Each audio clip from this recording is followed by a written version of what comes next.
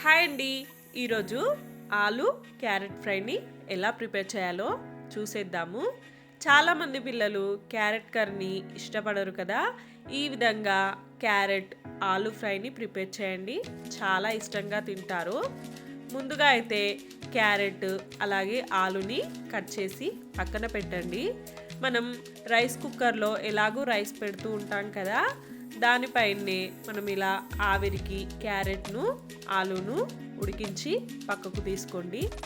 ముందుగా ఒక ప్యాన్ పెట్టి అందులో 4 టేబుల్ స్పూన్స్ ఆఫ్ ఆయిల్ వేసి, ఆయిల్ వేడైన తర్వాత పోపు దినుసులు, కరివేపాకు, పచ్చిమిర్చి కూడా వేసేసి అందులోనే ఆనియన్స్ వేసి, ఆనియన్స్ బాగా ఫ్రై అయిన తర్వాత అల్లం పేస్ట్, పసుపు వేసి ఫ్రై చేయండి.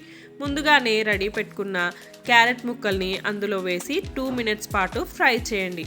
తర్వాత ఆలు ముక్కల్ని కూడా వేసి ఫ్రై చేయండి.